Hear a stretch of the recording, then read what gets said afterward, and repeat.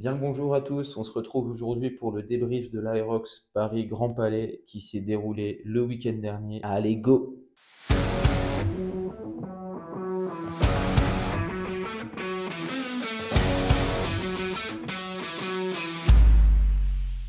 Je vais déjà vous laisser sur quelques images de ma course et on se retrouve après pour discuter de tout ça. Bon visionnage!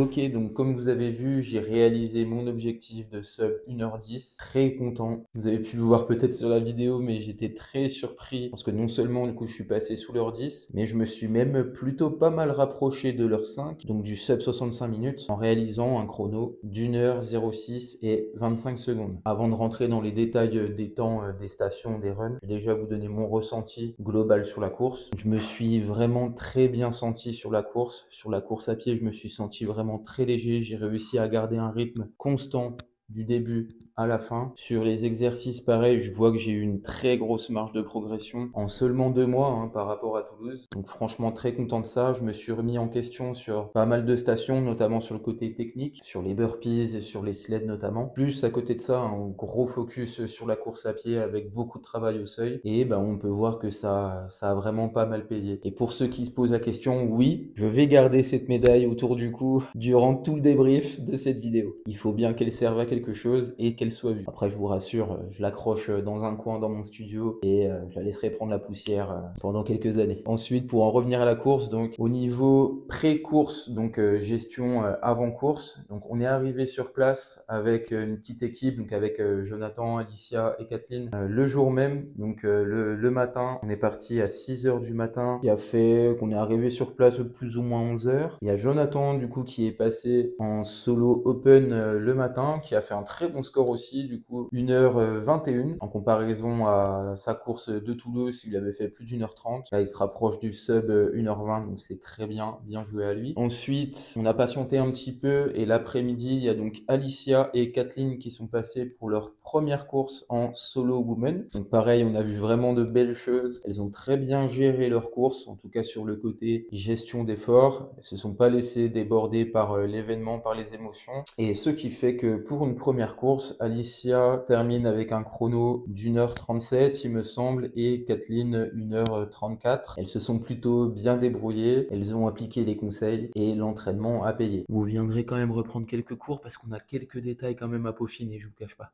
Et pour finir, donc de la team Vosgienne, on a également Jonathan et Cédric qui sont passés le dimanche en double open men. J'ai pas eu leur retour encore sur leur course. On est dimanche après-midi là à l'heure où on tourne cette vidéo, donc là ils sont sur le chemin du retour. Mais ils se sont franchement bien débrouillés. Donc ils ont affiché un chrono de 1h07 pour un premier Aerox en double. Donc voilà, bien joué à la team des Vosges. Et on va revenir maintenant sur ma course et sur mon débrief. Je vais prendre les petites stats que vous pouvez trouver sur Aerox Result, qui est franchement un super site, un super outil pour pouvoir comparer ces temps sur tous les Aerox que vous avez fait. Tout est référencé, tout est mentionné. Vos temps de passage sur toutes les stations, sur la course à pied. Vous pouvez même comparer deux courses. Là, c'est ce que je suis en train de faire. Donc, pour que ça soit pertinent, je vais comparer les deux seules courses en solo pro que j'ai fait. Donc, celle de Toulouse qui s'est déroulée le 8-9 février 2025 et celle-ci, donc, Paris-Grand Palais le 18 avril. Donc, un petit peu plus de 2 mois séparent ces deux courses. Pour remettre un petit peu de contexte, donc, j'ai fait ma première course en solo open men il y a maintenant pile poil 1 an. C'était en avril 2024 à Bordeaux où j'avais réalisé un chrono d'1h20. Donc, en 1 an, je suis passé de 1h20 en open à 1h06 en pro. Je vous laisse me dire ce que vous pensez de cette évolution en commentaire. Mais personnellement, j'en suis plutôt content. Alors, j'ai repris la course à pied juste après mon premier Aerox du coup à Bordeaux l'année dernière. Donc, on peut dire que j'ai eu une année complète pleine de prépa vraiment spécifique sur l'Aerox. J'ai orienté mon entraînement vraiment autour de ça. J'ai ajouté pas mal de courses à pied au fur et à mesure des mois qui passaient et des Aerox aussi que je réalisais. Et voilà, j'ai ajusté ma programmation, mes entraînements un petit peu autour de ça au fur et à mesure de l'expérience déjà que je prenais sur la course, des résultats obtenus. Donc pour en revenir à cet Aerox et à la comparaison à mon Aerox Pro de Toulouse il y a 2 mois. Donc Aerox Toulouse il y a 2 mois. Mon temps total 1h12 33 secondes. Aerox Grand Palais 1h06 25 secondes. Donc je gagne un petit peu plus de 6 minutes. Donc pour détailler un petit peu les runs, j'ai gagné en tout uniquement sur la course à pied 2 minutes 33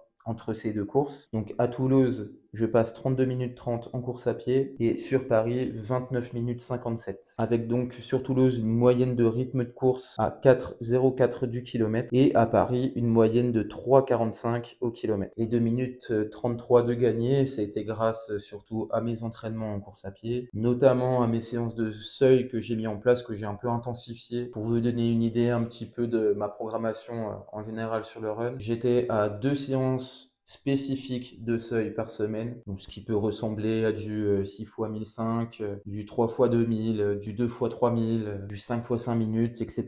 Donc une allure comprise entre 85 et 90% de votre VMA, travaillé sur plusieurs minutes sous forme d'intervalle. Vraiment, ça a fait une différence de fou furieux, malgré que je le bossais déjà avant, hein, ça. Mais ce que j'ai fait surtout là pour cette course entre Toulouse et Paris, c'est que j'ai vraiment orienté ma semaine d'entraînement autour de ces séances-là. Donc à chaque fois que j'attaquais une séance seuil, soit j'avais que ça dans ma journée, soit je le faisais en début de journée, donc en séance numéro 1, le matin. Donc ce qui a fait une grosse différence, je pouvais vraiment mettre de l'intensité sur ces séances et chercher surtout à m'améliorer dessus et à prendre le maximum de data possible pour pouvoir évoluer en course à pied. Donc voilà pour la course à pied, très content et on va continuer d'essayer d'améliorer ça. L'objectif sur un prochain Aerox, ça va être d'essayer de gagner encore quelques secondes et d'arriver, pourquoi pas, à l'objectif ultime, ça serait de réussir à courir autour de 3,30 du kilomètre. C'est un rythme monstrueux, mais je sens que j'en suis capable. J'ai qu'un an d'entraînement en course à pied, donc je sais que ma marge de progression, elle est encore énorme. Ensuite, au niveau des stations, donc ski erg, je gagne un tout petit peu de temps. Je suis à 4 minutes 19 là à Paris contre 4 minutes 25 à Toulouse, donc seulement entre guillemets 6 secondes de gagné. Mais par contre, là où j'ai gagné vraiment, c'est en termes de ressenti et d'économie. Je suis sorti du ski erg beaucoup moins fatigué qu'à Toulouse, donc le temps pour le coup là-dessus est pas forcément très représentatif. Là, c'était plus une question de ressenti. Et ensuite, on va passer sur les deux stations qui ont un changement vraiment monstrueux. Donc, le sled push, 3,36 à Toulouse contre 3,04 à Paris. Donc, 32 secondes de gagné.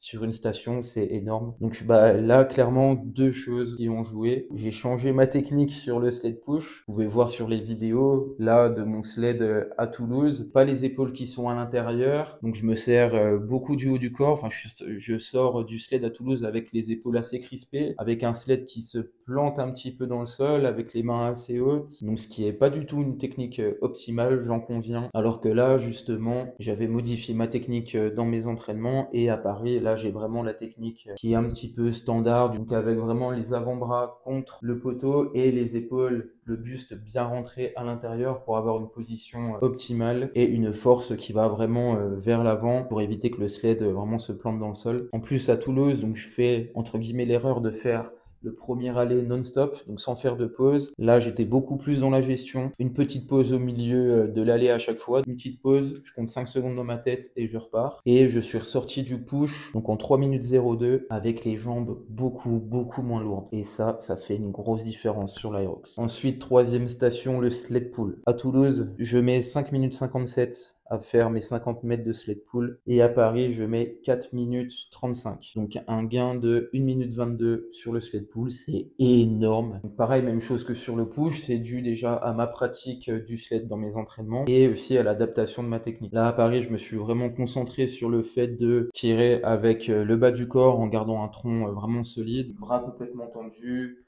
Je recule. Si je me sens bien sur les derniers mètres, hop, je tire un petit peu avec le haut du corps, mais le but, voilà, c'était de rester bien métronome là-dessus. Je remercie d'ailleurs Alan Kao pour ses conseils sur cette station qui m'ont été vraiment très utiles. Et des trucs qui ont bien résonné dans ma tête et qui m'ont bien fait cogiter sur cet exercice. Le fait de rester bien en rythme, comme un métronome. Comme il dit, le sled pull, c'est de la musique. On est ancré, on se met en place. 1, 2, 3, 4, je lâche, je ravance, boum, en pensant à chaque fois à bien ravaler la corde derrière pour pas marcher dessus. Voilà, le sled pull, c'est vraiment ça. C'est des mises en place de petits détails qui vous font gagner à la fin, mais des secondes. Quand ça s'accumule, eh ben, on gagne plus d'une minute sur cette station. Ensuite, quatrième station, les burpees. Donc 4 minutes 36 à Toulouse contre 4 minutes 19 à Paris. Les burpees, c'est un peu ma bête noire, concrètement. Je sais que je suis mauvais dessus. Même là, hein, 4,19, c'est pas un temps qui est très bon. Là, pour Paris, j'ai décidé d'utiliser la technique du genou. Donc entre chaque répétition, je pose le genou, je ramène la jambe opposée. Alors en termes d'économie d'énergie, franchement, je l'ai bien senti, je me suis beaucoup mieux géré. J'ai réussi à rester en mouvement tout le long des 80 mètres. Je me suis pas arrêté, j'ai pas pris de pause pour vraiment récupérer au niveau du souffle et musculairement. Donc ça déjà, c'est bon signe. J'ai allongé aussi un petit peu plus mes sauts. Ça pareil, je l'ai bossé à l'entraînement, un peu plus de détente et de pliométrie du coup, sur le bas du corps. Mais voilà, je sens que j'ai encore du temps à gagner là-dessus. Il faut que j'en bouffe et il faut que j'améliore mon cardio et ma résistance là-dessus. Ensuite, cinquième station, le rameur. 4,35 à Toulouse contre 4,15 à Paris. Là, clairement, j'ai très bien ressenti mon travail sur les ergos entre Toulouse et Paris. Une grosse différence aussi pendant mes entraînements entre ces deux courses, c'est que j'ai ajouté, là, sur ces 2 mois qui séparent ces deux événements, une séance spécifique de seuil aux ergos. Donc sur ski erg et sur rameur, je me réservais une séance complète là-dessus où je bossais que ça et sur de l'intensité, donc au seuil. Donc une séance type, ça peut être par exemple du 3 fois ou 4 fois 1005 sur rameur et pareil sur ski. Mais voilà, donc 20 secondes de gagné entre ces deux courses. De mémoire, là, donc sur cette course, j'ai arrivé à ramer entre 1 minute 52 à 1 minute 55, 56 sur les 500 mètres, alors que voilà, sur mes autres courses, j'étais à 2 minutes aux 500 mètres, voire plus, 2 minutes 05. Donc voilà, ça c'est cool et on va continuer de bosser les ergos surtout. Bossez vos ergos en séance unique, c'est important. Ne les travaillez pas que sur des séances cartouches, que en compromise run. Ça, c'est une erreur que je vois souvent. J'en ai déjà parlé sur une de mes vidéos précédentes, comment organiser sa semaine d'entraînement. Et ça, c'est un gros défaut. On sait que le ski et le rameur, c'est juste 1000 mètres sur chaque. Donc, je sais ramer, je sais skier. J'ai pas besoin de le bosser spécifiquement, mais si, bossez-les déjà parce que c'est un super outil pour bosser votre condition physique générale et votre cardio qui se transférera après sur tous les exercices pendant la course et même et surtout sur la course à pied. Donc faites-en en travail sous intensité au seuil et faites-en aussi sur vos séances de récup entre guillemets, donc sur vos easy days. Faites des 2000, 3000, 5000 mètres, voire plus sur ski et sur rameur en restant facile, en se concentrant sur la technique, en se concentrant sur votre exécution. Croyez-moi, vraiment, ça fera la différence. Ensuite, on arrive sur la 6e station, donc les Farmer Carry. Pas grand chose qui change. 1h47 à Toulouse contre 1h42 là à Paris. 5 secondes de gagné. Dans tous les cas, les deux, je les avais fait unbroken, donc sans poser les kettlebells. C'est dur, mais ça va. J'arrive à garder le rythme et à garder un bon grip pour ne pas lâcher les kettlebells. Je pense pas que j'ai énormément de temps à gagner là-dessus. Peut-être arriver à garder un rythme un peu plus soutenu. Avant-dernière station, les fentes. Donc 4 minutes 53 à Toulouse contre 4,42 à Paris. 11 secondes de gagné. Donc pas une très grosse différence, malgré le fait que, pareil, là à Paris, je me suis senti un peu plus à l'aise sur la station. Je sentais que j'avais globalement vraiment les jambes moins lourdes, moins congestionnées, que je me sentais beaucoup mieux sur mon run. Mais pareil, je sais que les fentes, c'est encore à bosser. C'est un petit peu comme les burpees. J'ai encore du travail à faire dessus. Là, j'ai encore pris le temps à chaque fois de faire ma rep, de ramener le pied, pour ensuite réenvoyer sur la prochaine répétition. Donc à voir si j'arrive à mettre en place ça dans mes entraînements, de faire vraiment le mouvement le plus fluide possible, enfin le plus dynamique possible, sans marquer de petites pauses, à tester, à voir. Mais je pense qu'il y a encore de précieuses secondes à gagner là-dessus. Et enfin, la dernière station, donc les wall balls, 4 minutes 54 à Toulouse contre 4 minutes 19 là à Paris. Là, les wall balls, grosse différence aussi. Tout simplement parce que je suis arrivé sur les wall balls là à Paris avec une jauge d'énergie beaucoup plus haute qu'à Toulouse. Alors j'étais pas non plus dans le vert, hein, je restais dans le rouge, mais un rouge plus clair, moins foncé qu'à Toulouse. Donc 4 minutes 19 sur les wall balls, c'est un bon temps. Globalement, je me place assez bien, je crois, sur le ranking général sur cette station. Je suis assez à l'aise sur les mouvements sur le haut du corps. C'est pas un mouvement que je bosse beaucoup. Les wall balls, j'en mets en gros une fois par semaine dans mes entraînements. Mais j'ai déjà de base des bonnes perfs, entre guillemets, en musculation sur les épaules, que ce soit en force ou en endurance. Je dois avoir un RM en strict press, en développé militaire autour de, je pense, 70 kg. Je suis relativement fort sur les mouvements de poussée, sur les dips, etc.